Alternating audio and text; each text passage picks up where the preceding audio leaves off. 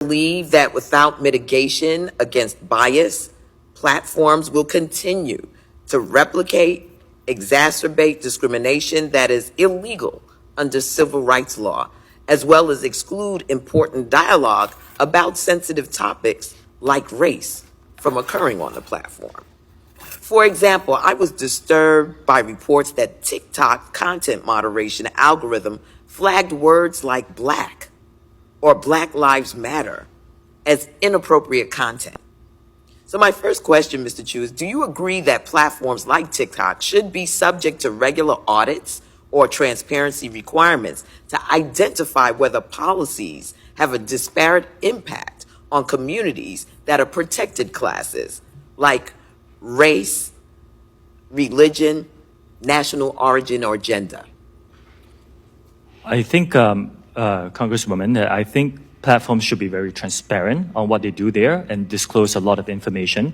We can get back on the specifics of what we mean by an audit, but I do agree very strongly that platforms should be very transparent, and it's a commitment that we're giving to this committee and all our users that our platform will be a place of freedom of expression. We embrace all diverse points of view, all ethnic minorities. You can come and say whatever you want, as long as you don't violate the rules of safety that were put in place. And we also commit to be free of all and any government manipulation. So I think I'm in strong agreement with a lot of what you said. Well, thank you. My bill, the Algorithmic Accountability Act, would require platforms to be transparent about their algorithms, measure disparate impact, and require risk mitigation. It is vital that the diverse culture of the United States is reflected online, but I'm concerned the algorithms and content moderation practices employed by TikTok are ignorant to the fundamental diversity while also failing to remove content that is harmful, like child sexual abuse material, hate speech, or domestic terrorism content.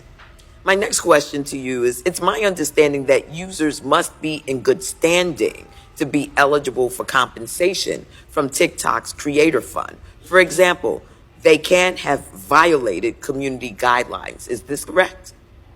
There are some details there, but directionally, yes. If TikTok's algorithm is flagging content incorrectly, resulting in creators violating community guidelines when in fact they have not, those creators would not be eligible to receive compensation under the Creator Fund, correct? We do have an appeals process. You have an appeals process, okay. Yes. In my view, if TikTok employs algorithms that disproportionately remove content from Black creators, it disproportionately silences and excludes Black creators from compensation opportunities. And this problem happens in parallel to the lack of adequate recognition, attribution, and compensation to Black creatives for their content. The exploitation, cultural misappropriations, the erasure of Black creatives' ownership of their fashion, art, and media is nothing new. We need transparency, accountability, and bold action to mitigate against misinformation, bias, and exclusion of certain communities from the opportunities present on platforms like TikTok. So let me just say this.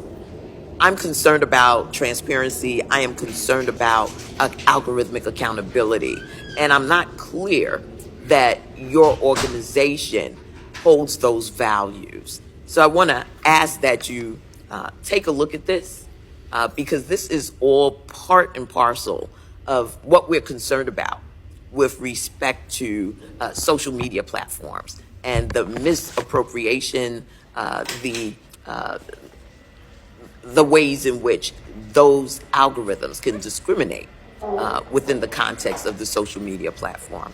With that, Madam Chair, I yield back. Congresswoman, is it okay if I just very quickly respond? This is a very important topic. Unfortunately, we only have 4.5 hours with you, and I'm going to try to get to every minute, so we're going to keep going. It is very important.